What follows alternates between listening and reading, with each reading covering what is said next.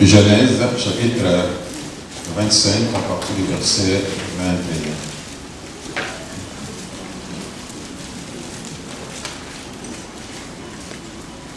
Je lis la parole. Isaac implora l'Éternel pour sa femme, car elle était stérile, et l'Éternel l'exauça. Rebecca, sa femme, devint enceinte. Les enfants s'est heurtés dans son sein, et elle dit, s'il en est ainsi, pourquoi suis-je enceinte? Elle alla consulter l'Éternel. Et l'Éternel lui dit, des nations sont dans ton ventre, et deux peuples se sépareront au sortir des entrailles. Un de ce peuple sera plus fort que l'autre. Et le plus grand sera assujetti au plus petit. Très important, je récapitule. Le plus grand sera assujetti au plus petit. Les jours où elle devait accoucher s'accomplirent, et voici qu'il y avait des jumeaux dans son ventre. Les premières sorties entièrement roux, comme un manteau de poil, et on lui donna le nom d'Ésaïe.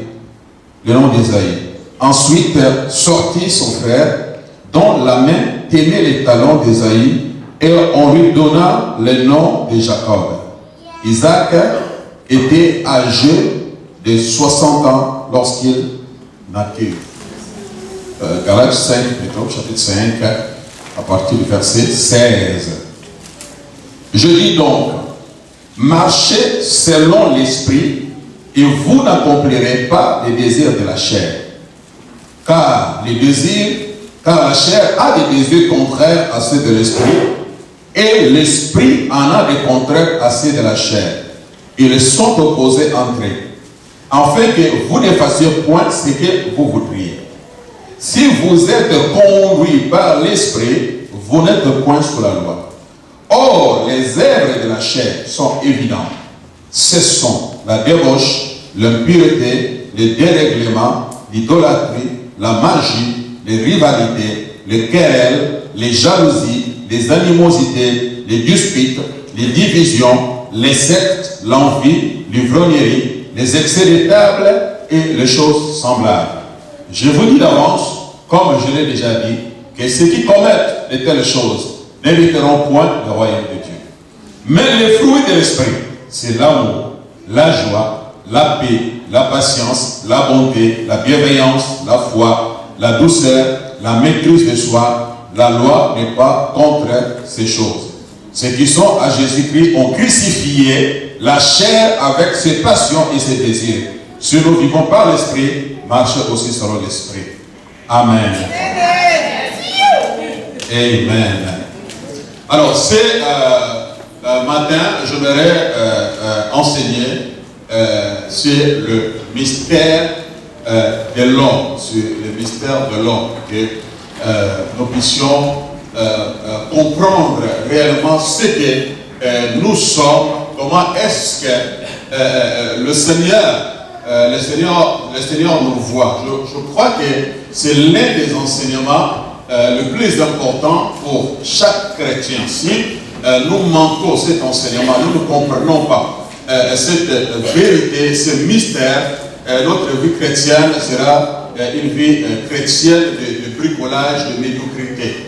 Nous ne pourrions jamais répondre aux exigences imposées par les cieux, les conditions que le Seigneur a mis, le principe de Dieu. Ça sera vraiment difficile pour nous de nous soumettre donc, à ce principe. Donc, very important. Avant d'entrer dans les textes que j'ai lus pour nous rafraîchir la mémoire, là, je lis l'histoire d'Isaac.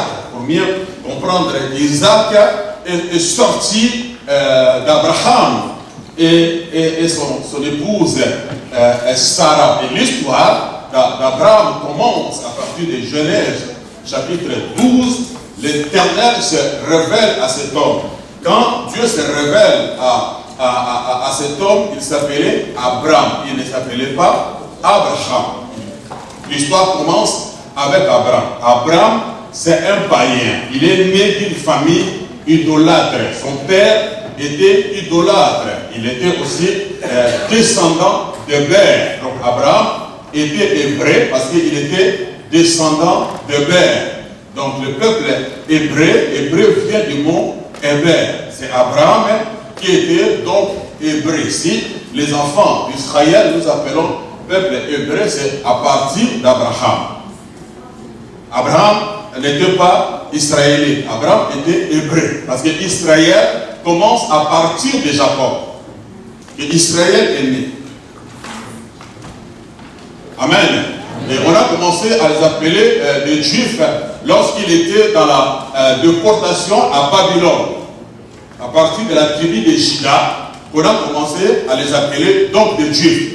Donc, vraiment important, c'est un processus. Dis à ton voisin, c'est un processus. Alors, quand Dieu se révèle à Abraham, Abraham c'est un païen, Abraham c'est un idolâtre, il ne connaît rien sur Dieu. Mais les statuts d'Abraham n'ont pas empêché Dieu de se révéler, de se manifester pour commencer une histoire avec lui. Quoique païen, quoique idolâtre, mais cela n'a pas empêché le plan de Dieu de fonctionner dans sa vie et pour sa vie. Donc ce que tu es, ton origine n'est pas une excuse pour que Dieu fasse avec toi ce qu'il a prévu faire avec toi. Donc il n'y a pas d'excuse, il n'y a pas de barrière pour Dieu. Il est capable de transcender toutes les barrières humaines afin de venir t'atteindre, afin de t'apparaître et de révéler son cœur, de révéler son plan. Alors Dieu se révèle à Abraham. Abraham veut dire père élevé ou père exalté. C'est ça le nom d'Abraham. Père élevé et père exalté. Or, Dieu s'appelle Jéhovah, Dieu s'appelle El Elyon. El Elyon veut dire le plus élevé ou les très hauts ou les plus élevés. Donc, Abraham, c'est père élevé, père exalté. Dieu, c'est les très hauts ou les plus élevés. Donc, il y a quelque chose de commun en Abraham qui attire Dieu. Père élevé avec les plus élevés. Amen. Amen. Donc, cela va attirer Dieu vers Abraham. Donc, God Almighty. De la même façon, chacun de nous a quelque chose de Dieu en nous qui attire vers nous. La nature de Dieu en nous attire Dieu vers nous. L'image de Dieu en nous attire Dieu vers nous. Dieu a quelque chose de lui en toi. Et c'est cela qui l'attire. Peu importe qui tu es, peu importe où tu es, tu connais bien l'histoire de ta vie, ainsi que ton environnement, peut-être même les membres de ta famille. Ils sont surpris aujourd'hui d'apprendre que tu as accepté Christ comme Sauveur et Seigneur après tous les exploits que tu as fait. Amen. Amen. Et humainement parlant, ni l'intervention divine, tu ne pourrais jamais être vivant. Tu pourrais déjà être assassiné, peut-être mort dans un accident à cause de ce que tu faisais, à cause de ce que tu as fait. Ou à cause des méchants qui ont voulu à ta vie. Mais la grâce, la faveur de Dieu t'a gardé, t'a protégé à cause du plan de Dieu. Dis à ton voisin, à cause du plan de Dieu. Même quand tu étais dans le péché, dans les cabarets, tu te moquais de Dieu, tu ne le connaissais pas, tu te moquais de la parole, tu te moquais du Saint-Esprit, tu te moquais des serviteurs de Dieu. Mais cependant, au milieu de cette confusion, mais la faveur de Dieu t'a quand même gardé. Là où le péché a abondé, la grâce a surabondé. Parce qu'il y a un plan, parce qu'il y a une prophétie, parce qu'il y a quelque chose de Dieu en toi qui attire Dieu vers toi. Même pendant que tu allais dans les cabarets, le Seigneur était toujours derrière toi pour assurer ta protection. Et lorsque tu es arrivé à la porte d'entrée, il dit, ok, vas-y, je t'attends ici petit. Et tu y vas, tu fais deux bêtises, mais le grand Dieu, celui qui est trop facile, il est là, pas à cause de ta tête, pas à cause de ta beauté, mais à cause de ce qu'il a investi en toi. Il sait qu'il a quelque chose à accomplir, à réaliser avec toi. Il y a une histoire que Dieu va écrire, mais avec toi. Amen. Ton voisin, tu me connais, mais tu ne me connais pas.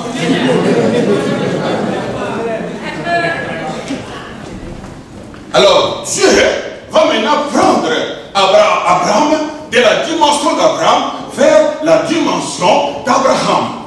Parce que ce que Dieu a réalisé, Dieu a accompli, il ne l'accomplira jamais avec Abraham, mais il l'accomplira avec Abraham. Abraham, c'est l'homme naturel. Abraham exprime ce qu'il est naturellement parlant. Mais Abraham exprime ce qu'il est par grâce.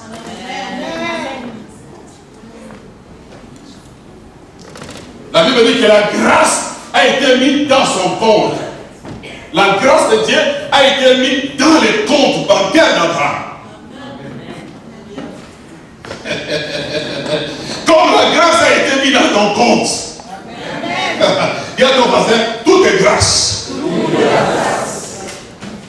Au 17e chapitre, Dieu se révèle à Abraham. Quand il se révèle à Abraham, maintenant, Dieu veut confirmer l'alliance qu'il lui avait promis, que je contracterai l'alliance avec vous. Il est un Dieu d'alliance. Sans alliance, tu ne peux lui appartenir. Sans alliance, il ne prendra aucun engagement envers toi. Mais quand on contracte l'alliance avec Dieu, c'est en ce moment-là qu'on devient peuple de Dieu. On ne peut jamais être appelé peuple de Dieu sans avoir contracté l'alliance avec lui. Amen. Amen. Et quand Dieu va contracter l'alliance avec Abraham, Dieu va changer maintenant le nom d'Abraham à Abraham. Il va prolonger le nom d'Abraham. Il va prendre les H qui fait partie de son nom, parce que lorsqu'on contractait l'alliance entre les deux parties, il y avait toujours les échanges de cadeaux entre les deux parties. Maintenant, Dieu qui est esprit, qu'est-ce qu'il peut donner à un homme? Il va prendre une lettre, la lettre H, qui est la 5e lettre de l'alphabet hébreu, parce que le chiffre 5, c'est le chiffre de la grâce. Alors, il va prendre les H, il va le mettre dans le nom d'Abraham. Donc, Dieu va s'impliquer dans la vie d'Abraham à cause de l'alliance. Je bénirai quiconque te bénira, je maudirai quiconque te maudira. Désormais, je suis impliqué dans ta vie. Je me déporte dans ta vie, je m'investis dans ta vie. L'image de la nouvelle naissance. Dans la nouvelle naissance, ce n'est pas les H qui est l'image de Jésus revêtu maintenant de la chair humaine. Quand tu acceptes Jésus, les H qui étaient inscrits dans le nom d'Abraham maintenant, c'est H revêtu de la chair humaine, il se déporte en toi. La nature de Dieu en toi, c'est ça les H de Dieu. You don't understand what I'm saying to quelqu'un. Lève la main et Dieu glorifie de grand. Parce que Jésus, dans sa conversation avec Nicodème, il va mettre les choses au clair parce qu'il vient révéler le principe du royaume. Il veut faire savoir aux hommes qu'il n'est pas un président de la République et que dans son royaume, il n'y a pas la démocratie, mais il y a la théocratie. Il n'est pas un Dieu président de la République, mais la Bible dit qu'il est le roi de toute la terre. Il est souverain, il est au-dessus des cieux. Aucun Dieu n'est semblable et comparable à lui. Et dans son royaume, il y a la théocratie. Dit à ton voisin, la théocratie, cela veut dire un seul décideur. Ses promesses et sa parole sont oui et amen. Parce que la parole du roi est irrévocable. La parole d'un président peut se discuter. Le peuple peut refuser la parole d'un président de la République. Le peuple peut manifester son mécontentement. Mais la parole du roi est une ordonnance signée. C'est irrévocable. C'est pour cela lorsque Jésus arrive et il va dire, je ne suis pas venu abolir la loi, mais l'accomplir, parce que la loi c'est la parole du roi. Je ne peux pas révoquer la parole, mais je ne peux qu'accomplir la parole du roi. La parole du roi, ça s'accomplit toujours. Ce que le roi Jésus a déclaré à propos de ta vie, ça s'accomplira toujours, parce que la parole du roi est irrévocable. Quel que soit le temps cela prendra, mais c'est la parole du roi. C'est une ordonnance signée. C'est une ordonnance signée. est une ordonnance signée. La guérison, c'est une ordonnance signée. La délivrance, c'est une ordonnance signée. La prospérité, c'est une ordonnance signée. La réussite, c'est une ordonnance signée. C'est une ordonnance. Je m'en sortirai. My God, quelqu'un lève la main et dit, glory be to God. Jesus et glory. Maintenant, quand Dieu contracte l'alliance avec Abraham, il ne s'appelle plus Abraham, il s'appelle maintenant Abraham, l'homme spirituel. Do you understand what I'm saying to you? C'est pour cela que nous allons maintenant comprendre l'œuvre de la chair et l'œuvre de l'esprit. L'œuvre d'Abraham et l'œuvre d'Abraham. Et Abraham était le mari de Sarai. Abraham n'était pas le mari de Sarah. Abraham était le mari de Sarai. C'est Abraham qui était le mari de Sarah.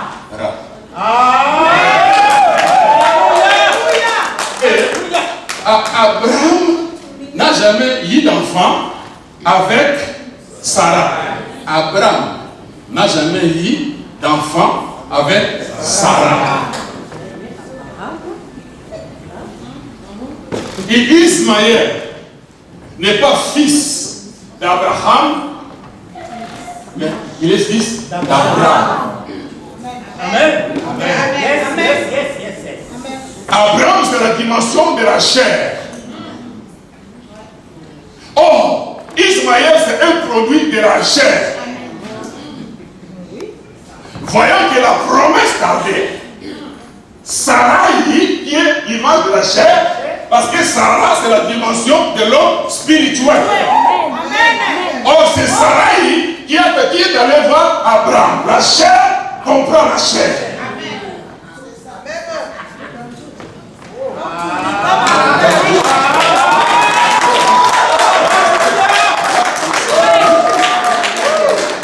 Et les œuvres de la chair commencent à se manifester. L'impureté, l'impudicité, toutes ces choses font partie des œuvres de la chair.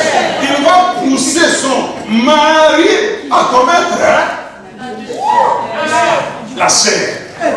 C'est la chair qui nous pousse dans le mal, qui nous pousse à désobéir à la parole de Dieu, qui nous pousse à manquer à manquer la patience concernant la promesse de Dieu. Dieu a dit, mais ça tarde. Faisons ça, faisons ça, faisons ça. Faisons ça à notre façon, à notre manière. Abraham, faisons ça à notre manière. Je vais te donner ma servante. Je vais placer ma servante sous ta poitrine. Comme ça, tu auras un enfant avec elle. Et cet enfant, nous l'adoptons. Ça, c'est la chair. Le produit de la chair. Et le produit que Sarah a voulu, que Sarah a cherché, lorsque maintenant ce produit va naître, le fruit de la chair. Good God Almighty. Do you understand what I'm saying to you? Quelqu'un lève la main et dit glorifiez le God. Et il a bien vu, maintenant, après que Sarai soit née, Sarai qui veut dire princesse. Sarah veut dire noble. Mais Sarai veut dire noble, Sarah veut dire princesse. Lorsque Dieu regardait Sarai, les gens voyaient une femme stérile, une femme malheureuse, une femme improductive. Mais Dieu voyait une princesse. Dieu ne te voit pas comme les autres te voient. Les gens te regardent avec des yeux charnels, avec des yeux physiques. Et ils te définissent par rapport à la réalité, par rapport à tes échecs. Parce que c'est l'homme charnel, il ne peut comprendre les choses de l'esprit. Mais c'est seulement Dieu qui est l'esprit. C'est lui, lorsqu'il te regarde, il te voit dans la dimension spirituelle. Il voit les investissements, il voit les véritables toi. Il voit ce que tu es, c'est Dieu. My God. Et quand Dieu parle de toi, il ne parle pas de la même façon que les hommes en parlent. Il ne parle pas de la même façon que tes anniversaires en parlent. Il ne parle pas de la même façon que ton mari parle. Il ne parle pas de la même façon que ta femme parle. Il ne parle pas de la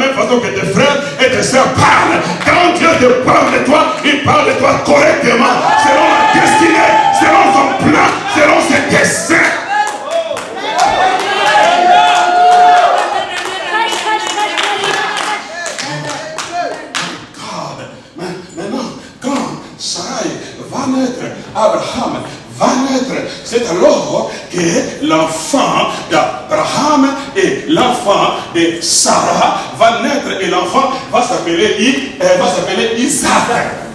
Isaac, littéralement, veut dire il rit. Il va te rendre souriant. Il va te rendre souriant. La chair amène la confusion. La chair amène le trouble. La chair amène la dépression. La chair amène le rejet. Mais l'esprit amène la joie. L'esprit amène la réjouissance.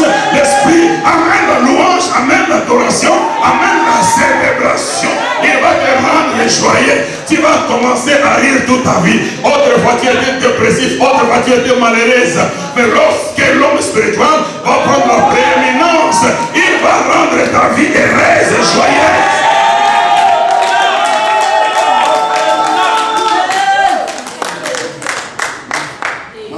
My God, maintenant il y a un conflit entre Abraham et Abraham, entre Sarai et Sarah, entre Isaac et Ismaël.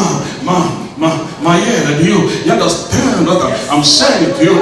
Dans Galate que nous avons lu, la Bible dit qu'il y a un conflit, il y a une opposition entre la chair et l'esprit. Il y a un combat, que vous le vouliez ou pas, il y a un combat. Les diables, on peut les chasser, les démons, on peut les chasser, la maladie, on peut la chasser, mais la chair, tu ne peux jamais la chasser. Il est là tout au long de ta vie sur terre, tu vivras avec ta chair. Je dis, tu vivras avec ta chair. Et dans la chair, il y a toujours des désirs qui sont contraires à ceux de l'esprit.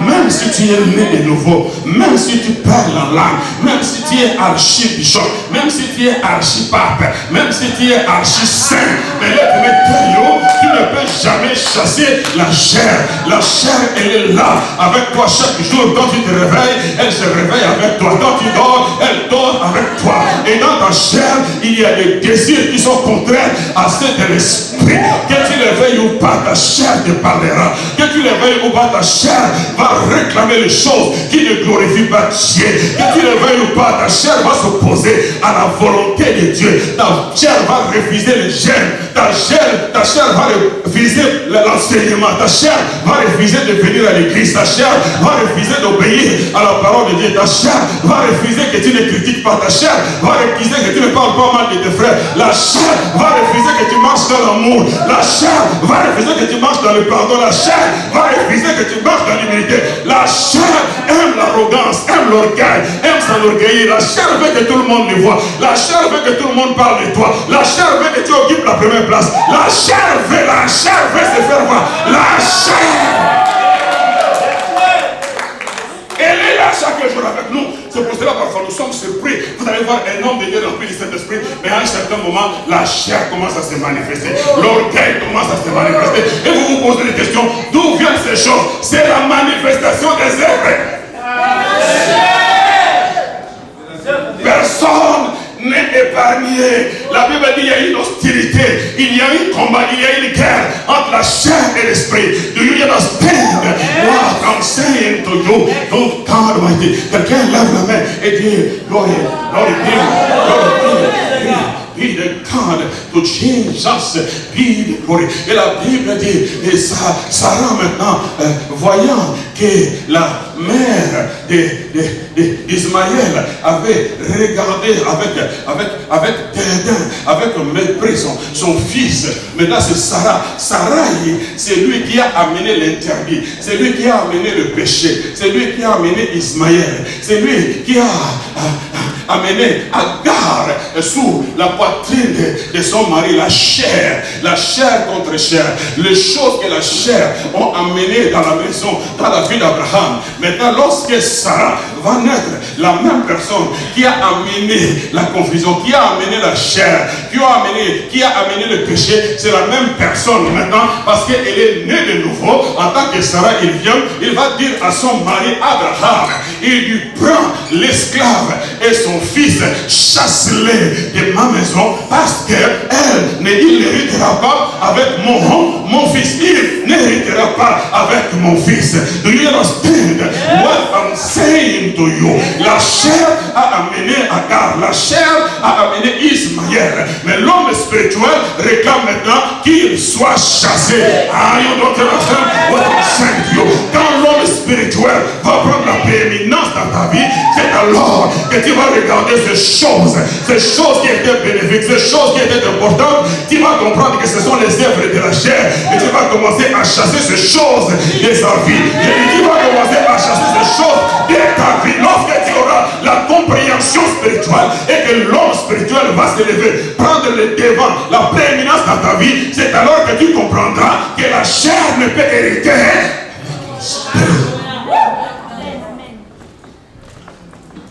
Tu ne peux être chrétien et vivre avec la haine. Tu ne peux être chrétien et vivre en critiquant les autres. Tu ne peux être chrétien et en faisant mal aux autres. Tu ne peux être chrétien et te sentir à l'aise dans la corruption. Tu peux être chrétien et te sentir à l'aise dans la adultère, dans la fornication. Non, c'est impossible. Tu ne peux être chrétien spirituel et te sentir à l'aise dans ces choses. Quelqu'un lève la main et dit gloire, gloire, gloire. Quelqu'un lève la main et dit gloire, gloire, be to God. C'est pour cela, lorsque Dieu se révèle à Abraham, il va lui dire, Abraham, donne-moi ton unique. Seigneur, comment tu peux demander à un homme qui a deux fils et lui dire de me donner ton unique? Parce que Ismaël n'est pas fils d'Abraham. Parce que Dieu a demandé à Abraham d'offrir. Oh, Abraham avait un seul fils, c'était Isaac. Ismaël, c'était le fils d'Abraham. Et Abraham, la chair ainsi que ses œuvres ne sont pas invitées dans la présence de Dieu. Celui qui est invité, c'est Ismaël, la partie spirituelle, car c'est lui qui comprend le langage de Dieu, c'est lui qui communique, qui reçoit les instructions de la part de Dieu, c'est lui qui a l'esprit d'adoration. Parce que Isaac va te faire monter. Lorsque Abraham devrait aller offrir Isaac, il fallait qu'il monte. Oh my God, j'ai dit l'homme spirituel, il va te faire monter dans la présence de Dieu. Il va te faire monter dans l'adoration. Il va te faire monter dans la sanctification. Il va te faire monter dans la crainte de Dieu. Il va te faire monter dans la connaissance. Il va te faire monter dans la révélation. Il va te faire monter dans la prière, monter dans l'intercession.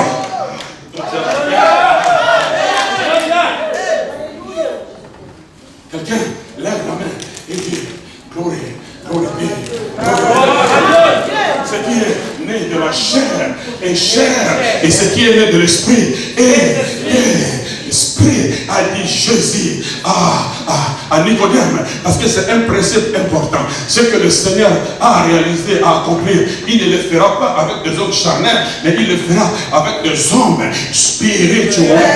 Donc, c'est ainsi que nous allons retrouver maintenant le même principe dans les entrailles de Rebecca, là où nous avions dans les entrailles de Rebecca, il s'avère qu'il y a des jumeaux, il y a des frères, ici d'un seul père, d'une même mère, ils ont la même ADN et ils se retrouvent ensemble dans les entrailles de Rebecca. Et les entrailles de Rebecca représentent l'église, parce que Rebecca, c'est l'image de l'église, la femme d'Isaac. Isaac qui est un type de Jésus, et le serviteur anonyme doit aller chercher l'épouse que Isaac ne connaissait pas, que Isaac n'avait jamais vu, mais c'était le serviteur anonyme qui devait aller chercher la femme pour Isaac. De la même façon, Dieu a dit au Saint-Esprit de venir convaincre le monde concernant le péché, parce que le Saint-Esprit va trouver l'épouse qui est l'église pour Christ.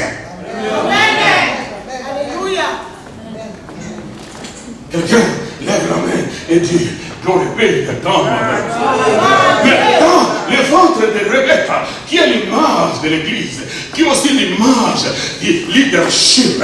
Et les frères en Christ, dans la même ensemble, dans le même entrailles, sous le même leadership, honorant les mêmes chantants, les mêmes chants d'église, dansant, les mêmes danses d'église, ayant le même pasteur, ayant les mêmes leaders, ayant la même ensemble. Mais cependant, il y a un combat, il y a un conflit entre eux. Ils se battent, ils se donnent des coups. Do you understand what I'm saying to you? Est-ce que cela a changé aujourd'hui? Au sein de l'église de Dieu vivant, il y a des relations conflictuelles de frères et de sœurs qui se donnent des coups, qui se haïssent, qui se critiquent, qui ne se parlent pas parce que la chair est à l'œuvre. Do you understand what I'm saying to you? Voulez-vous comprendre qu'il y a la chair dans l'église? C'est lorsque vous voyez ces choses, l'apôtre Paul a dit, n'êtes-vous pas charnels?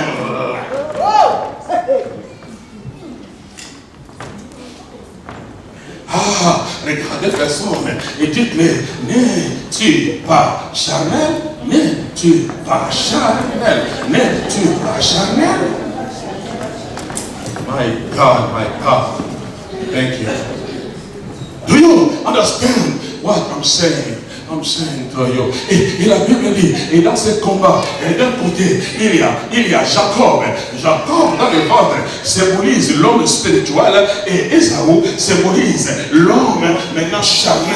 Et il y a des combats. Et dans ce combat, je suis sûr et certain, c'est Ésaü qui est en train de combattre. Parce qu'il veut être le premier. Il veut sortir le premier. Il veut dominer, c'est Jacob. C'est ça la chair. Là où il y a la chair, l'homme cherche à dominer. L'homme cherche à contrôler, l'homme cherche la position, l'homme cherche la gloire, l'homme cherche à être élevé. Lorsque tu vois ces choses dans la vie d'une personne, c'est une indice que c'est un chrétien charnel. Il court derrière le titre et derrière les positions, mais un chrétien spirituel, il court derrière Jésus. Il est affamé, il est assoiffé de sa présence. Tout ce qu'il veut, c'est la présence de Jésus. Tout ce qu'il veut, c'est la gloire de Jésus. Tout ce qu'il veut, c'est la parole de Jésus. Tout ce qu'il veut, c'est la communion de l'intimité avec Jésus.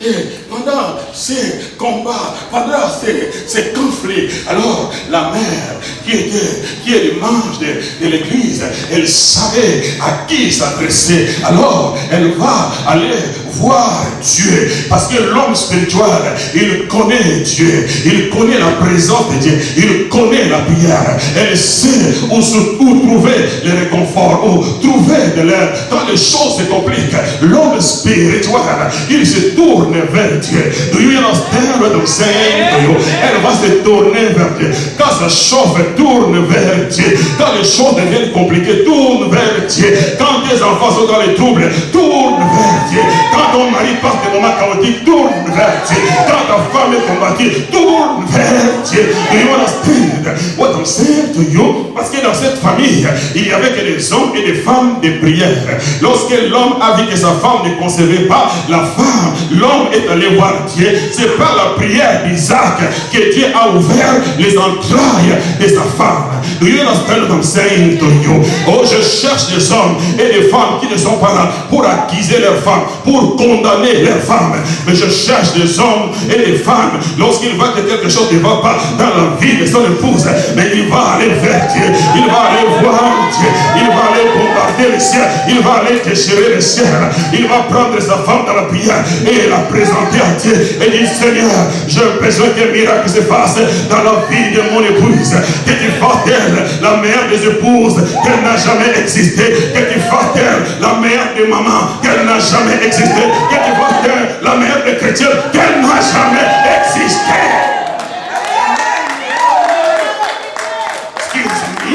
Pas des hommes qui piétinent, des hommes qui ridiculisent, des hommes qui humilient leurs épouses, qui crient toujours sur leurs épouses. Si tu ne veux pas, je vais aller chercher ailleurs. Mais laisse-moi te dire, tu vas aller chercher ailleurs, mais tu trouveras pire que celle que tu as.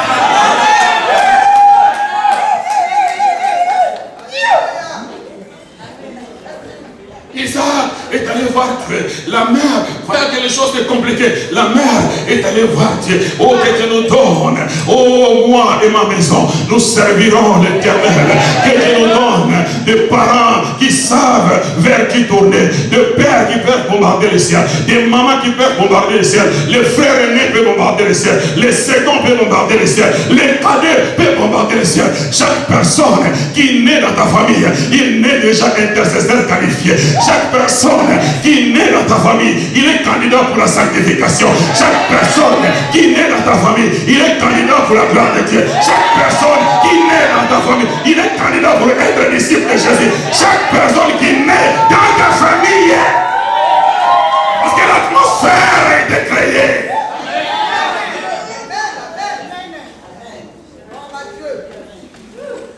Pendant la prière, Dieu va révéler le plus grand secret qu'il n'avait jamais révélé à un être humain sur la terre, parce qu'il y avait la tradition. Selon la tradition, c'est le fils aîné qui devrait hériter les manteaux patriarcaux. Abraham, il va transmettre à Isaac, et Isaac à son tour, il va transmettre à son fils aîné. Do you understand what I'm saying to you? Et le diable risait qu'il est méchant, il voulait saboter, il voulait endommager le plan et le projet de Dieu. Parce que lorsque le diable regardait Rebecca, elle ne voyait pas seulement une femme enceinte, mais elle voyait également la prophétie de Jésus. Oh, il voyait les 12 tribus d'Israël. Il voyait la tribu de Juda, il voyait les Shiloh, il voyait les descendants de Juda, il voyait le Christ. Alors le diable était malade et il voulait faire par tous les moyens pour endommager, pour détruire le projet, le plan de Dieu, afin que la postérité de la femme qui allait écraser sa tête ne puisse naître dans de bonnes conditions. Do you understand what I'm saying to you? C'est ainsi qu'il a suscité la guerre dans le ventre de Rebecca, alors que le fils n'avait pas besoin de se battre, parce que c'est Dieu qui appelle qui il veut. C'est l'élection de Dieu. Entre ces deux fils, Dieu savait qui devrait être le père de 12 tribus d'Israël. Dieu avait déjà placé la sémence des 12 tribus d'Israël. Il avait placé en Jacob. C'est le départ d'Esaü qui portait cette sémence. Et le diable va essayer de causer du désordre à telle enseigne. La Bible dit que Esaïe est celui qui est sorti le premier pour tromper la vigilance des hommes. Le diable va essayer de tromper la vigilance. Le diable va essayer de nous présenter les choses qui plaisent aux yeux, qui plaisent à notre égard, alors qu'en réalité Dieu n'est pas dans ces choses-là. Do you understand what I'm saying to you? Tu dois avoir le discernement pour comprendre que ça c'est de Dieu, ça ce n'est pas de Dieu, ça brille. Mais tout ce qui brille n'est pas de l'or. Tout ce qui se proclame frère en Christ ne sont pas frères en Christ. Tous ceux qui se prétendent serviteurs de Dieu ne sont pas serviteurs de Dieu. Tous ceux qui se prétendent prophètes de Dieu ne sont pas prophètes. Mais il faut le discernement.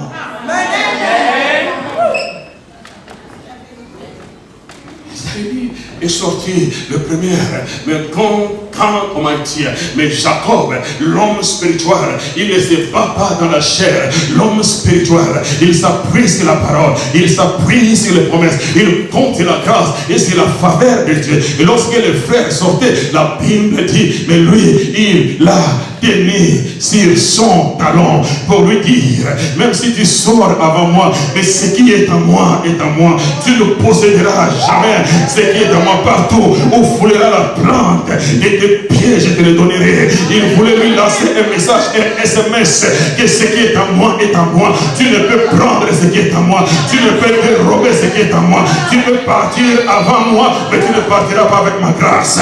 Tu peux partir avec moi, avant moi, mais tu ne partiras pas avec ma faveur. Tu peux partir avant moi, mais tu ne partiras jamais avec ce qui est à moi. Do you understand what I'm saying? Oh, qu'il soit béni avant toi, qu'il se marie avant toi, qu'il trouve du boulot avant toi, qu'il soit consacré avant toi, qu'il devienne ministre avant toi. Ne te bats pas dans la chair, n'entre pas en concurrence, mais ce qui est à toi est à toi. Je dis ce qui est à toi est à toi. Ce qui est à toi est réservé pour toi.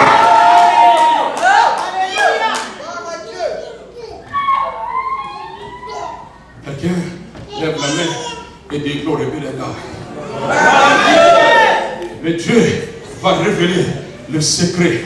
Et Dieu, il y a des peuples, il y a des nations dans ton ventre, mais le plus grand sera assujetti par le plus petit. Le plus grand sera assujetti par le plus petit. Ce qui est né de la chair est chair. C'est le plus grand. Parce que c'est la naissance charnelle qui précède toujours. La naissance charnelle, la mère tombe enceinte, il enfante.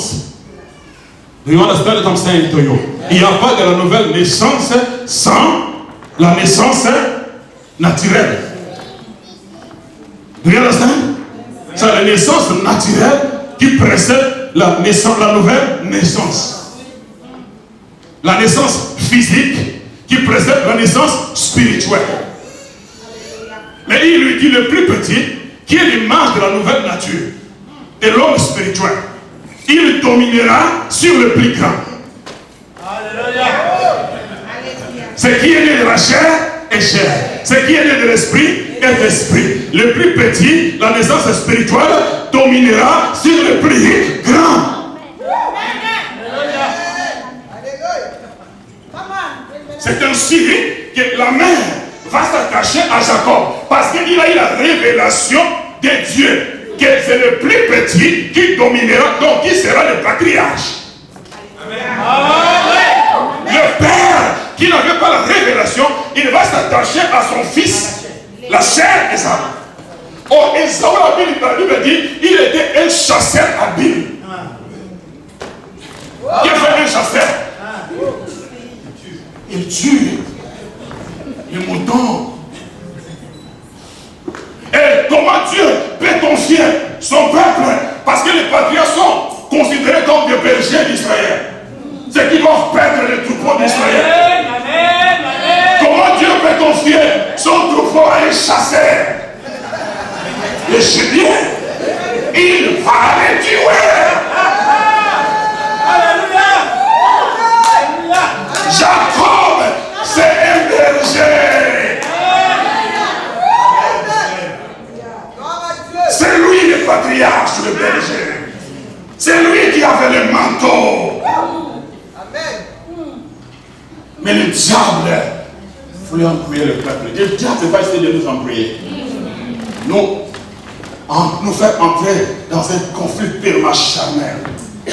Il ne veut pas que nous puissions voir les différentes grâces que Dieu a investies en nous. Que nous commencions à nous rivaliser, à nous concurrencer, alors que ces choses n'ont pas sa place. C'est les œuvres de la chair. Mais lorsque les yeux spirituels s'ouvrent, nous allons commencer à identifier, à déceler les différentes grâces que nous avons parmi nous, dans notre famille. Nous allons commencer à nous aimer, à nous apprécier, à nous encourager, à nous protéger les uns et les autres, sachant que Dieu m'a béni au travers de mon frère, Dieu m'a béni au travers de ma sœur. Cette grâce n'est pas seulement pour lui, cette grâce est pour moi et pour ma bénédiction et pour mon épanouissement. Do you understand what I'm saying to you? Amen.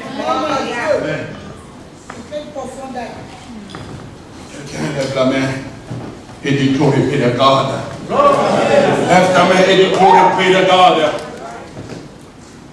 Il y a un combat, un conflit entre Abraham et Abraham, entre Sarai et Sarah, entre Jacob et Isaïe. Un conflit dans ta vie, sans que tu ne sois conscient, mais tu es un jumeau. Chacun de nous est un jumeau. Il y a l'homme naturel, il y a l'homme spirituel. L'homme naturel est influencé par la chair.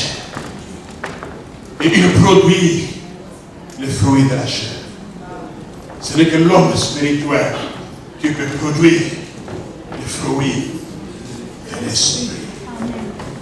Le fruit ne peut jamais être mangé par l'arbre qui le produit. Avez-vous déjà vu un manguier se nourrir de la mangue?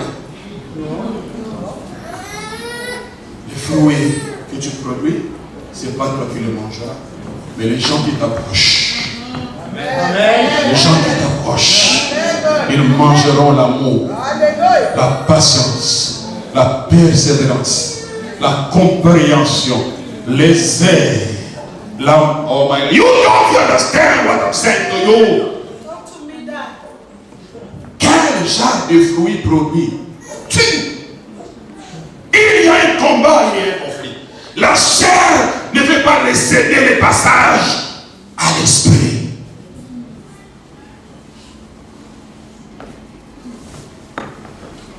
My God, do you understand what I'm saying to you?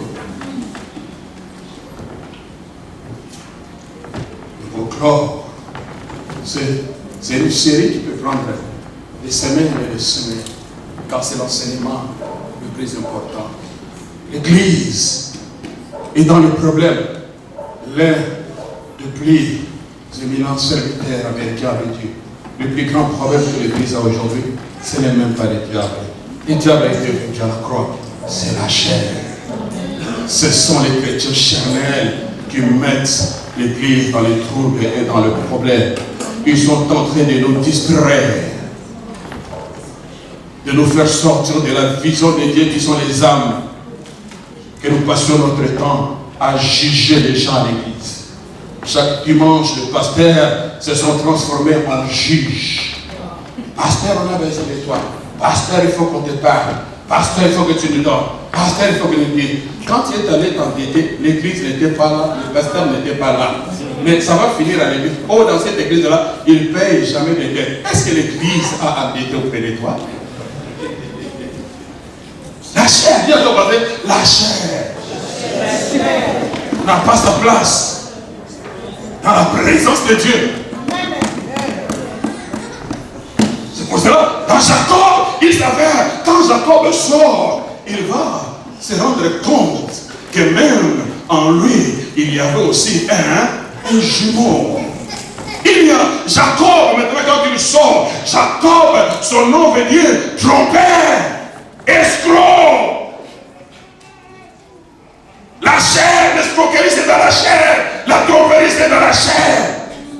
Jacob c'est un escroc. Mais Dieu est allé choisir un escroc.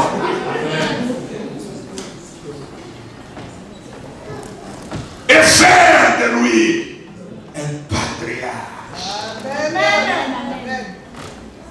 Il va prendre Jacob et faire de lui Israël, la nation la plus puissante, parce qu'il marche avec un Dieu puissant. Peu importe qui tu es. Mais Dieu va prendre ton Jacob et le transformer en Israël. Do you understand what I'm saying to you? Jacob lui-même est dans ce combat. Il y a d'un côté la chair qui est en train de l'influencer. Mais Dieu va ouvrir les yeux de Jacob pour que Jacob puisse prendre conscience qu'en dehors de ce qu'il voit, de ce qu'il fait, il y a un autre être précieux, créé à l'image de Dieu. C'est avec cet être-là que Dieu va travailler. Et la Bible dit, quand il fouillait devant son frère, Esaïe qui est l'image de la chair, et le maître se trouve dans les œuvres de la chair, et il a dit le jour de ma mort, j'ai tué frère. La chair a fait toujours de mauvais projets contre tes frères. La chair est prête à tuer les frères et les sœurs à l'église. Nous nous entretuons dans nos pensées. Il y a des gens que nous avons déjà tués dans nos pensées. Celui-là, je ne l'aime pas. J'aime pas le voir. Tu l'as déjà tué. Parce que tu ne peux pas le voir. Donc il meurt. C'est pas seulement avec le couteau qu'on tire. Mais on tire plus avec la main qu'avec un couteau. Les gens disent, moi je ne vais jamais, je ne vais jamais visiter les gens. J'ai pris la décision, je reste pour moi. Parce que j'ai compris que depuis que j'avais l'habitude d'aller visiter les frères, ils m'ont entraîné le problème. Mais ce n'est pas parce que tu restes chez toi que tu ne vas pas visiter les gens. Quand tu prends ton téléphone, tu vas visiter les gens plus par le téléphone que tu le feras. Chaque jour, tu es chez elle. Chaque jour, tu es chez elle. Chaque jour, tu tires les âmes. Chaque jour, tu décourages les âmes. La chair est avec toi partout. C'est pas parce que tu ne viens pas à l'église que la chair t'abandonne. À la maison, la chair est là. Et il fait ses œuvres.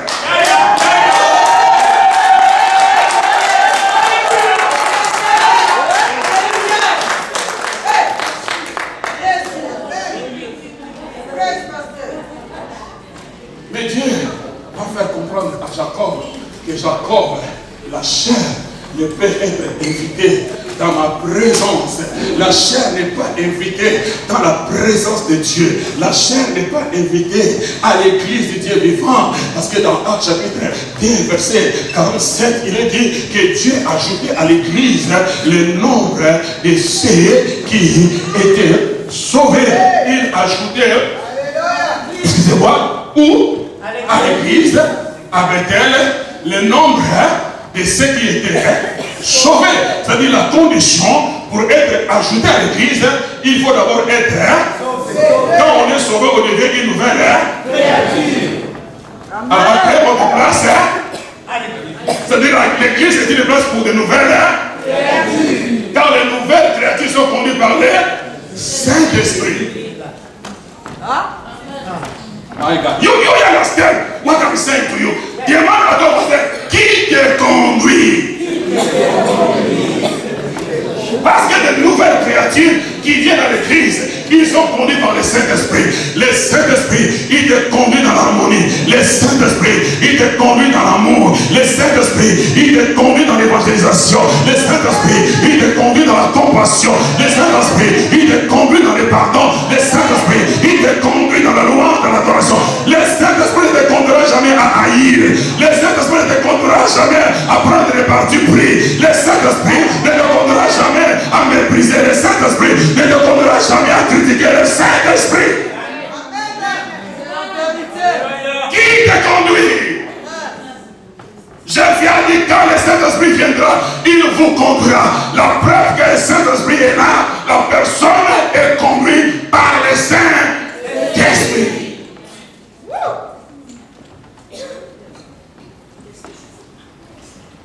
C'est pour cela, Dieu, Amen, Jacob, à l'église. Quand Jacob arrive à l'église, il ne sait pas qu'il est à l'église. Parce que la Bible dit que ce lien-là s'appelait Luz, qui veut dire virage, place de transition. Et l'homme charnel n'a pas de discernement. Il croit que ce lien-là s'appelle Luz, alors que ce n'était pas Luz. Dieu sait que ce lien n'est pas pour Jacob, ce lien c'est pour Israël. Alors il faut que Dieu envoie Jacob dans la tombe. Il va expérimenter la mort de la croix par anticipation, parce que la chair a été vaincue à la croix par Jésus. Amen. Amen. La place de la chair, c'est la croix. Je dis la place de la chair, c'est la croix. Amen. Quand il arrive à l'église à Bethel, la Bible dit qu'il a vu une pierre. Et il va prendre la pierre parce qu'il voulait dormir. Et il n'y avait pas la seule pierre. Ce n'était pas la seule pierre enseignée là. Il y en avait plusieurs. Mais cette pierre-là était une pierre prophétique qui l'a attiré. Et Christ est révélé dans la parole comme la pierre de l'angle, comme le rocher de notre salut. Et cette pierre-là, c'est l'image de Christ. Il a pris la pierre, il s'est connecté avec Christ.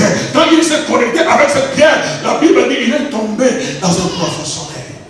La chair dormait. Oh, la Bible compare le sommeil avec la mort. C'est-à-dire, quand tu passes par là, tu vas voir Jacob en train de dormir. Mais alors qu'en réalité, en esprit, Israël, l'homme intérieur, se réveille et il commence à voir une échelle. Oh my God, qui s'appuyait sur le ciel. Il a vu une échelle dont le sommet touchait le ciel. La Bible dit Dieu était au-dessus. L'homme naturel ne peut voir Dieu et vivre. Mais l'homme spirituel qui est créé à son image, il peut voir Dieu et vivre. C'est pour cela qu'il fallait que Jacob puisse mourir. L'homme naturel puisse mourir pour que l'homme spirituel se connecte avec l'invisible. Il voyait les anges de Dieu qui montaient et qui descendaient. Ils montaient avec nos paquets de miracles, avec nos requêtes. Les anges montent avec nos requêtes et ils descendent avec nos paquets de miracles.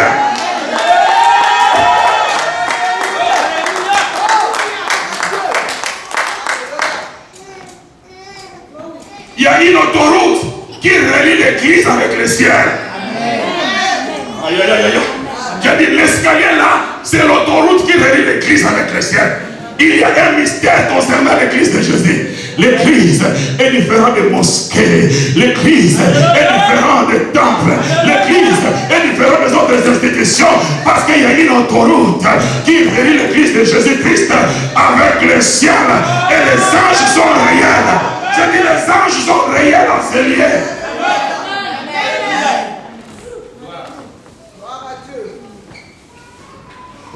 Et quand il se réveille, je vais m'arrêter par là. Jacob dit, je ne savais pas. Jacob, l'homme naturel, il ne peut comprendre les choses de l'esprit. Il est honnête, il dit, je ne savais pas que Dieu est ici. La chair ne peut pas prendre conscience de la présence de Dieu. Elle ignore complètement. Mais l'homme spirituel a eu la révélation. Et Dieu va dire à Jacob, la terre sur laquelle tu te couches, je te le donnerai. Suivez-moi bien, je vais terminer par là. La terre sur laquelle tu te couches, je te le donnerai. C'est quel temps?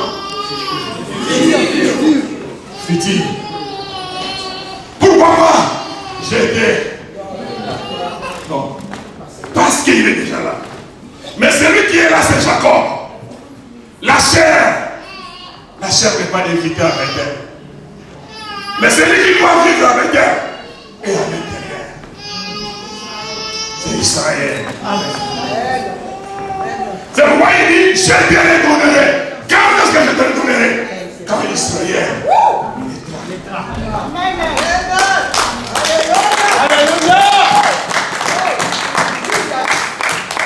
Et quand il sort, il fait son pèlerinage, son expérience.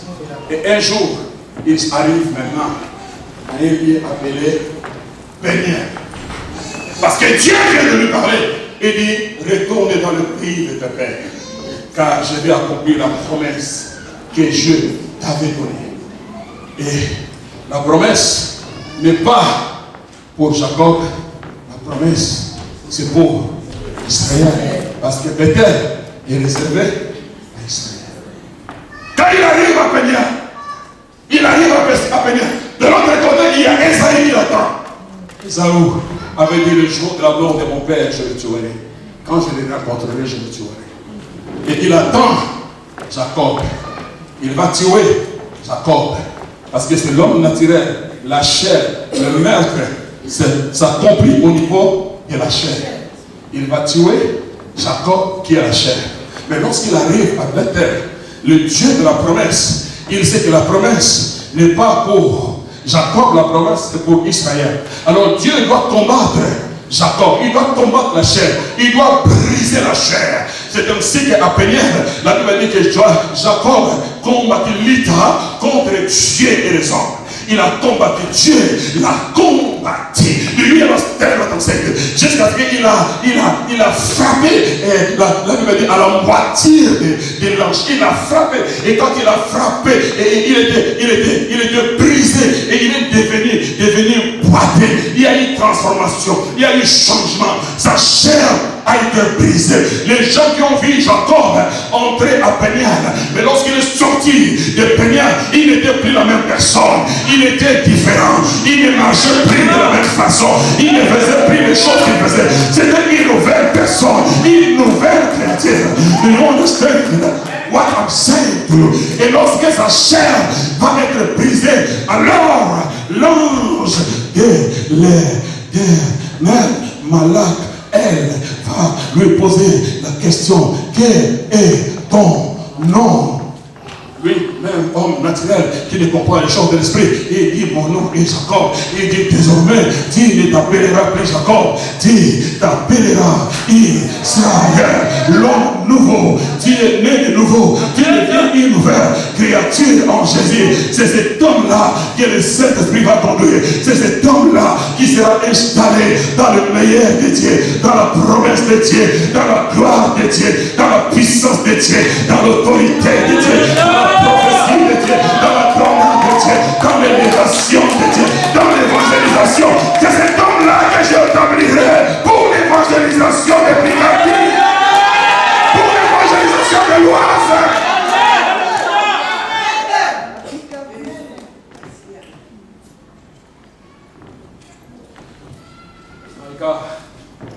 Et quand Israël sort, première épreuve, il va rencontrer Ésaü.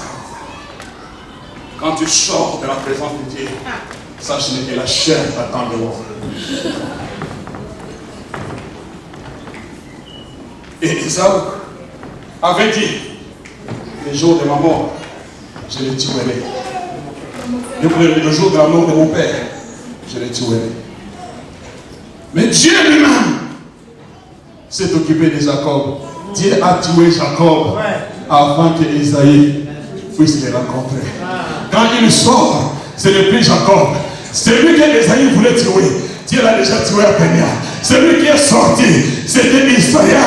C'est pour cela qu'Esaïe ne pouvait tuer Israël. Parce que l'homme spirituel est rempli de la puissance, rempli de gloire, rempli de la parole, rempli de l'onction. Il ne peut être tué ni par aucun démon. You don't understand.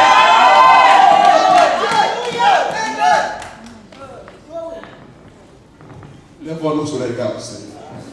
Pour aller encore dans la profondeur, ça va nous aider.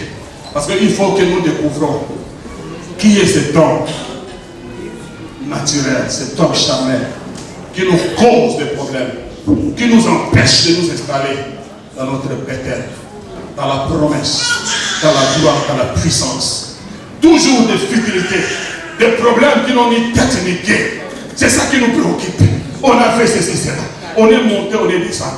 On a parlé de nous. On l'a critiqué. On lui a acclamé. On n'a pas acclamé. On l'a regardé. On l'a pas regardé. On l'a sali. On l'a pas salué. La chair est en train de crier dans nos assemblées. Et par conséquent, le diable en profite pour nous embrouiller et empêcher l'œuvre de Dieu d'avancer, de progresser. Il arrive que l'homme nouveau prenne la prééminence, prenne le devant, prenne le dessus, car c'est l'homme nouveau que le Saint-Esprit conduira.